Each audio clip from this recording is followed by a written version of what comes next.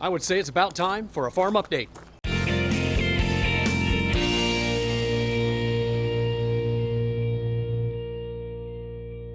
So the first thing I do each morning is go out and inspect our 5 greenhouses to make sure everything's in order, check the water, the feed water for the greenhouses, the pH and the fertilizer levels, and also check our 4 propane tanks to make sure there's plenty of propane for heating. 30%. Got 2 tanks here, a tank down there, and a tank there.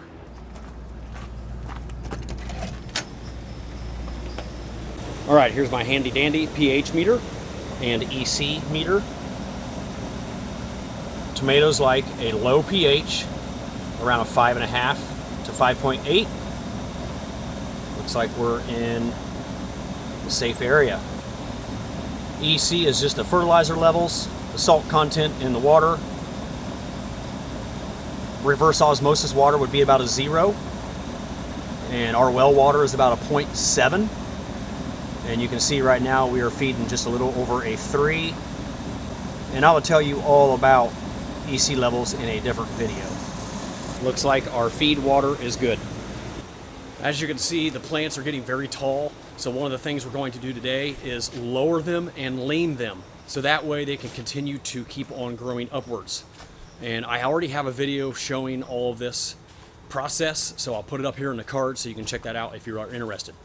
Basically all we're going to do, here's a really tall one. It's already up to the trellis wire. I'm going to take the string off the wire, unwind it, and then slide it into the next position.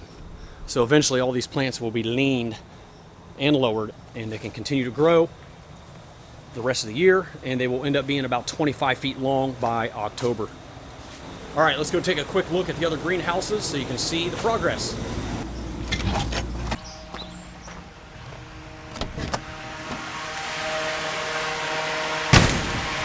All right, this is our grape tomato house. Let me turn the fan off so you can actually hear me talk. It's kind of loud. There we go, much better. Let's take a little stroll down the aisle here. There's a nice cluster. So today is April 2nd, and if everything keeps on growing according to plan, we should be picking here by the end of the month. At the very latest, May 5th. We do have our first farmers market starting up on May 2nd, Saturday, May 2nd in Dublin, Worthington, and Clintonville. There's a lot of changes going on right now. As far as I know, all the farmers markets are still going to be in operation. There's just going to be some changes to make things safer for the public as they come and shop for their food. I just have one hive in the greenhouses right now. These are domesticated bumblebees. I order them out of Michigan, and they arrive the next day, and they do all the pollination work in the greenhouse since there is no wind coming through for the natural pollination that happens in the field. Let's see if we can find a bee in action. There's one right there doing his job. You can barely see him. He lands on the flower, bites it and buzzes, and the pollen comes out of the pistil and goes to the stamen, or vice versa. I always get that mixed up. He's doing a great job.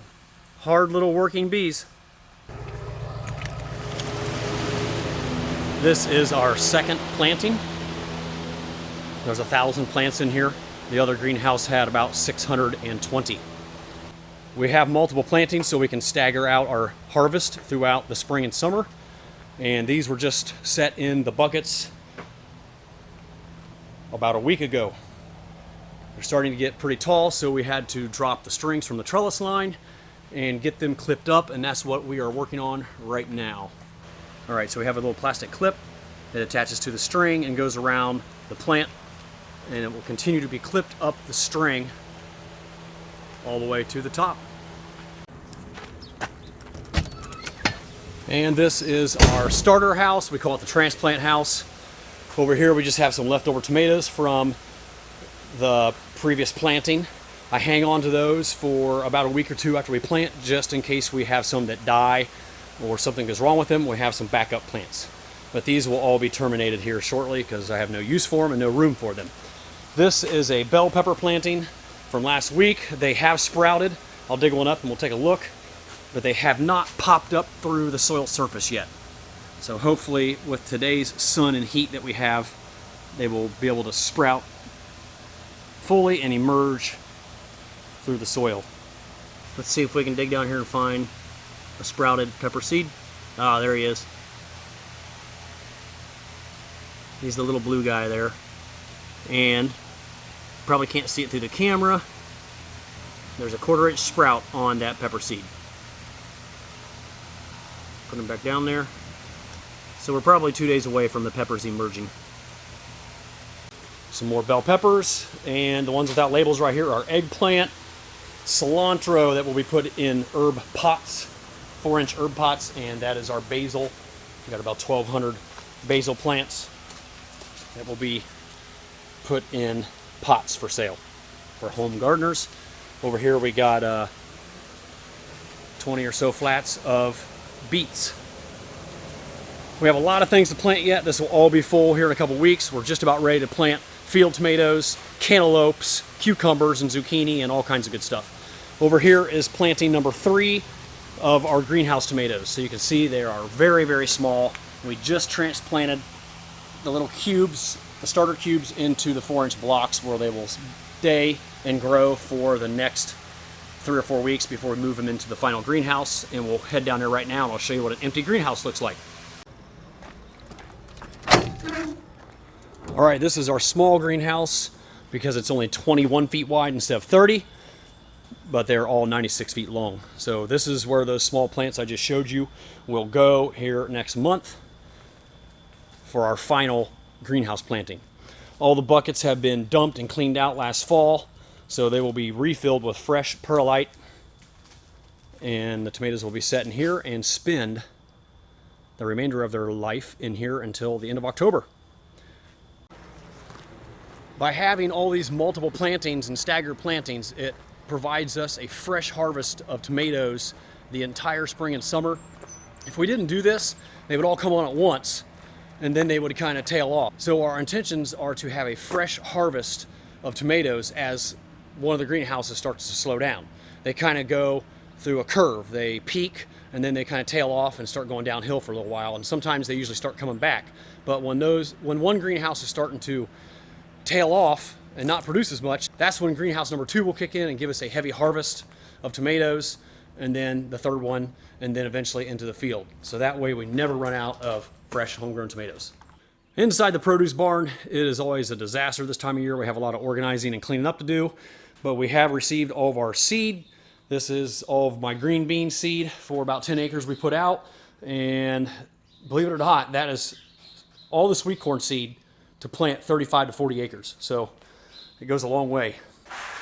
All right, I'm inside my tomato cooler now, and this is some more seed deliveries we received. We've been getting everything from Gowan seed this year instead of Seegers, because Seegers was bought out by Stokes. So believe it or not, that is enough pumpkin seed to plant 4 acres of pumpkins. It's a little dark over here in the corner, but in this file cabinet is where I keep all of our high value small seeds. Keep the mice out. We got broccoli and cauliflower, cabbage, peppers and tomatoes, beets, watermelons and cantaloupes and zucchini and cucumbers. Lots of good stuff. And these seeds are not cheap. So definitely important to protect them from mice damage. They like to get up in here and try to chew through these packages and will completely devastate an entire bag in no time. So each winter I receive a skid of about 3,000 rock wool cubes. Stone wool, it's the same thing. Those are the 4-inch cubes that all the baby tomatoes will be planted in and have been planted in. But that's the leftovers, and those will go towards next year's plantings. One piece of exciting news for you grain farmers is we are putting up a new 25,000 bushel bin, I believe it is. Let's head down to the other farm and check out the progress of the new grain bin. All of our corn seed has arrived. Half of our soybeans have arrived. The Magnum is good to go. And our planter is ready to go. All of our tractors have been serviced. The oil's been changed. The fuel filters have been changed. The oil filters, the hydraulic filters, ready to hit the fields.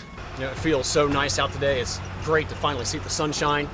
Things will start drying out here pretty quickly, and we will be in the fields before you know it. All right, I'm up here on top of our grain bin. Let's take a look and see what we got here.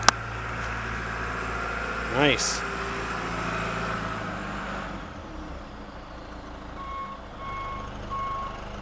Definitely going to get some footage of that as it goes up.